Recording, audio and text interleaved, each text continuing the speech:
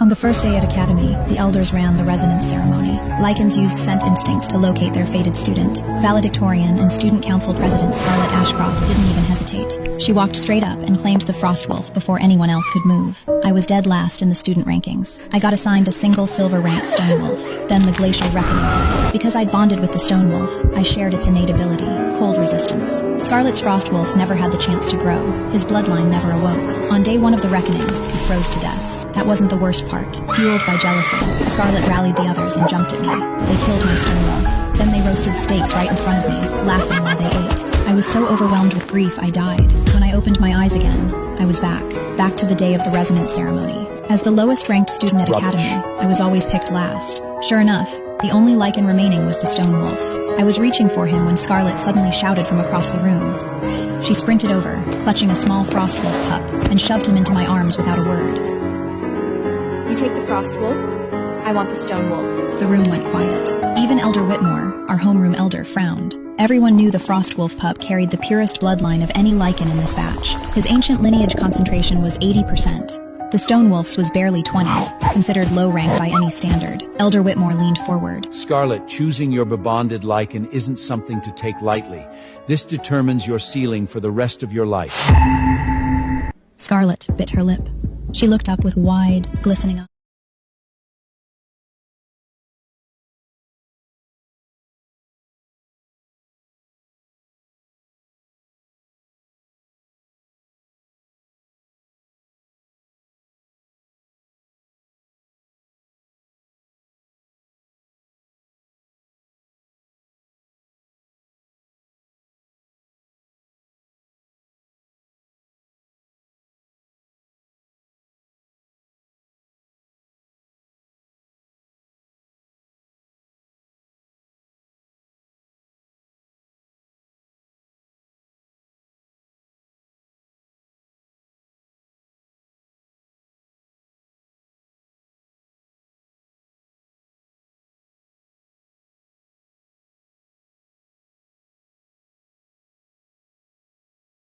Keep him. Before I could finish, something sharp bit down on my neck. The Frostwolf pup had bitten me.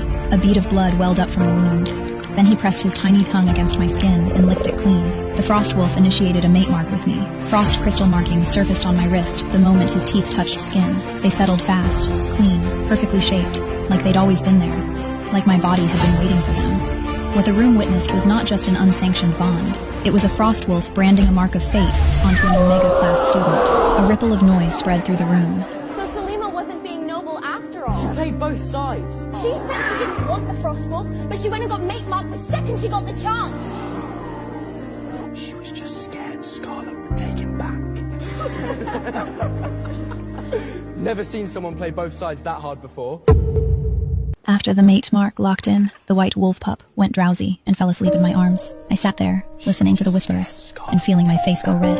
They didn't know the truth. I genuinely did not want this Frostwolf, because I knew something none of them did. In 2 weeks, this beautiful, pure bloodline Frostwolf was going to be completely useless. Well, almost none of them knew. Scarlett knew too. The moment she gave up the Frostwolf and fought me for the Stonewolf, I understood. She'd been reborn, just like me. I stared at Rex tucked against Scarlett's chest. I'd been so close to him in my past life. We'd trusted each other completely. Now Scarlett had taken him. I could deal with losing cold resistance. What I couldn't stand was thinking about whether Rex would be fed properly, whether he would be treated well. I was staring at him when Rex slowly turned his head and met my eyes. Then he blinked. Once, twice. Not once, not 3 times, twice. My chest lit up. 2 blinks was a signal, a code we created together in our past life, during the months we spent in the eastern ruins when there was no one else to rely on. Rex was using it now to tell me. He remembered. He had been reborn too. I looked at him. Really looked. He was smaller now, rounder, with none of the combat scars he'd carried by the end. But the way he held himself hadn't changed. The way he watched me hadn't changed. He'd found me in a classroom full of strangers, and used a code only the 2 of us knew. That was enough. I was still exchanging glances with Rex when something warm and soft wrapped around my fingertip. I looked down. Caius had woken up. I'm not useless. And stop staring at that chunky little lowlife. Are you talking? Caius gave an imperious little sniff and rolled over in my arms. I thought about what to call him. Frostwolf? Little wolf? Your Highness. My name is Caius. And yeah, you can call me Your Highness if you want. Who taught you to be this dramatic?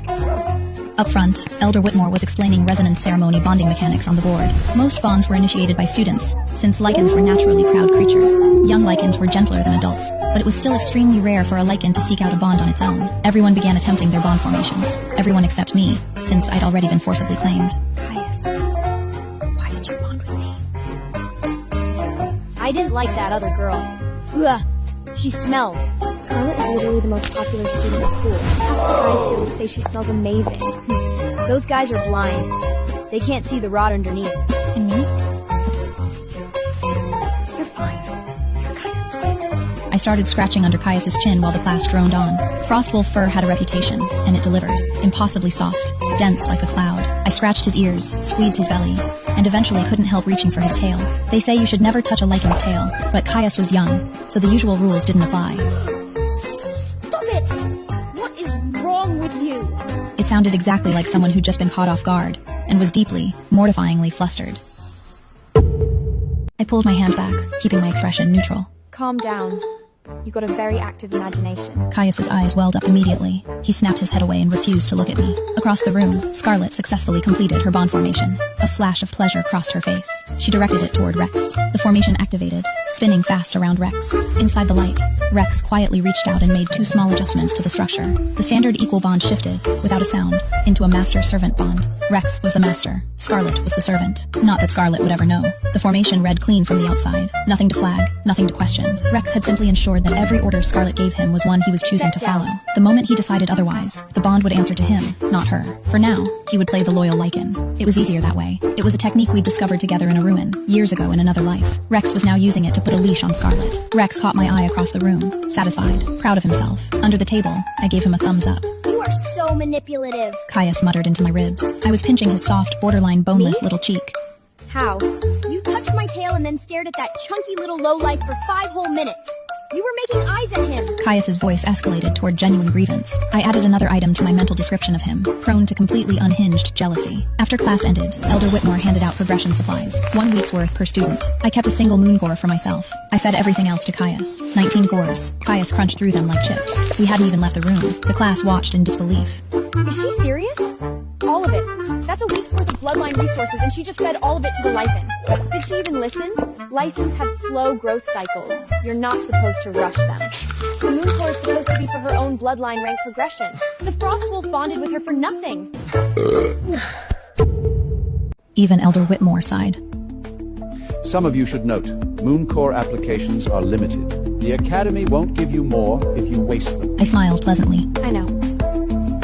Got it. Honestly, in my past life, I'd always been generous with Rex. Most students kept a 4-to-1 ratio for themselves. I split everything 50-50. Equals deserved equal shares. But this, 19 for Caius, 1 for me, this was something else entirely. It wasn't generosity, it was self-preservation. Because Caius and I had a mate mark. A standard equal bond meant one partner's death didn't affect the other. A mate mark was different. Caius froze to death on day 1 of the reckoning, the same way Frostwolf died in my past life. I died too. Caius's survival wasn't kindness. It was my only chance to live. The moon cores were an investment in not dying. After class, students scattered to train on their own. I carried Caius toward the exit, and Scarlett stepped half in front of me. I know you've been reborn too.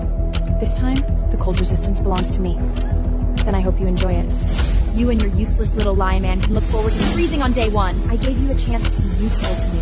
You threw it away. Ember lunged at Caius with a low growl. Caius's Alpha King bloodline aura pressed down without effort. Half of Ember's flame died midair. Then Caius turned around and farted. Scarlett's composure shattered instantly. What is wrong with you? Get that disgusting thing away from me! I turned and walked away, barely holding in a laugh. The moon core problem was serious, though. I needed a massive supply, and I needed it fast. I was thinking about it, absently pulling at Caius's fur, when I remembered. Before the glacial reckoning hit in my past life, a news outlet had exposed a small moon core vein. Based on timing, nobody should have found it yet. I loaded Caius into the car and drove. Of course, she would know about it too. We'd both come back with the same memories, the same news cycle, the same coordinates. I'd been so focused on getting there first that I hadn't stopped to calculate the obvious. When I reached the rough coordinates I'd memorized, Scarlett was already there. Old money with a family network I couldn't compete with. She'd brought 20+ people, and they were already mining the vein. I stood at the outer edge and watched them haul out core after core. Brilliant, translucent, catching the light. Ember paced behind Scarlett, its rust-colored coat catching the sun. A firefox, not her bonded lichen, but a family-gifted fighter she'd been running alongside since she was 12. Old money came with that kind of backup.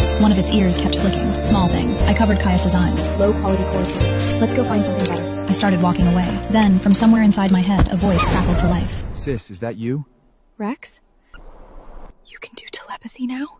Scarlet spent serious resources on me. I can project thoughts directly. Sis, take Caius and find somewhere to rest. Once they're done mining and clear out, I'll call you back. I finished the mental exchange and came back to the present moment. A very large, very imperious face was approximately 2 inches from my nose. What were you doing just now? He did not sound pleased. You were